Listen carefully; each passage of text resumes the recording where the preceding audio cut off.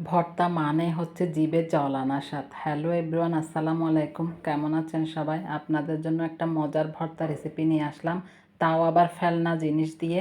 আর ভর্তা বানাতে হচ্ছে পেট ভরে ভাত খাওয়া। এই যে আমি ভর্তা দিয়ে আজকে দুপুরে একদম মজা করে পেট ভরে ভাত খেলাম। এই ভর্তাটা আসলে দেখতে যেমন লোভনীয়, খেতে কিন্তু খুবই মজার। ফেলনা জিনিস দিয়ে যদি এত মজার একটা ভর্তা বানানো যায় তাহলে কেন মিস করব বলেন তো।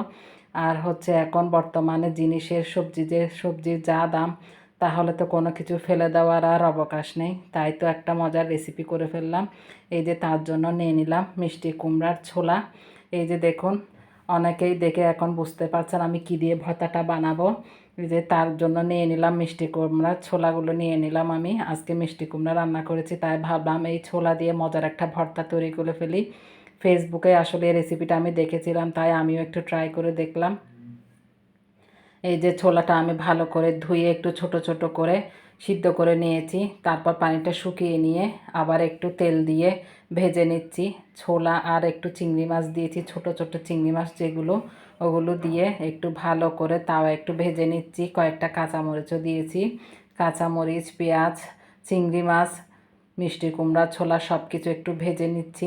ভেজে নিলে তেলে ভেজে নেওয়ার পর কী একটা সুগন্ধি আসছিল, আসলে বলার মতো না।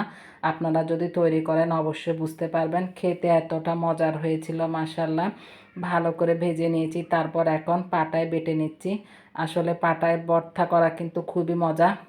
তো আমি পাটা যেহেতু কিনেছি, পাটা কেনার পর থেকে তো এখন শুধু পাটায় ভর্তা খাচ্ছি।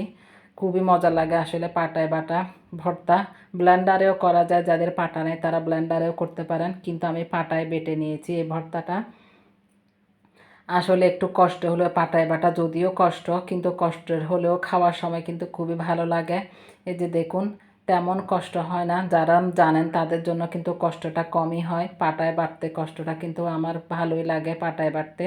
তো আমি একটু পাটায় এগুলো বেটে নিচ্ছি। একটু বেশি মিহি করে বাটবো না, বেশি মিহি করে বাটলে হচ্ছে এটার মজা তেমন পাওয়া যাবে না। একটু ভালো করে পিষে নিচ্ছি যেন মুখে না লাগে, সেরকমই। একদম মরিচের মতো পিষতে হবে না। তো এই ভর্তাটা কে কে খেয়েছেন অবশ্যই জানাবেন। আপুরা হয়তো অনেকেই করবেন আমার মতো। তো কে কে খেয়েছেন জানাবেন। আর যদি কেউ না জেনে থাকেন, আমার থেকে প্রথমবার দেখে থাকেন, অবশ্যই একটু ট্রাই করে দেখবেন। খাওয়ার পর হচ্ছে অন্য কোনো ভর্তা খেতে ভুলে যাবেন। এই ভর্তাটা এতটা মজার। মিষ্টি কুমড়া তো এমনিতেই মিষ্টি মিষ্টি, এমনিতেই খেতে ভালো লাগে, কিন্তু এই ভর্তাটা ঝাল মিষ্টি সব কিছুর কম্বিনেশনে মানে অসম্ভব একটা মজার ভর্তা হয়েছে। এই যে দেখুন, আমার ভর্তাটা কিন্তু হয়ে গেছে। খুবই মজার একটা ভর্তা হয়েছে, সাথে চিংড়ি মাছ দেওয়াতে তো এর স্বাদ আরও দুর্দান্ত হয়েছে। তো রেসিপিটা কেমন লেগেছে অবশ্যই জানাবেন। ভালো লাগলে লাইক কমেন্ট করে অবশ্যই পাশে থাকবেন। গঠনমূলক একটা ভিডিও রিলেটেড কমেন্ট করবেন। ধন্যবাদ সবাইকে এতক্ষণ ধৈর্য নিয়ে ভিডিওটা দেখার জন্য।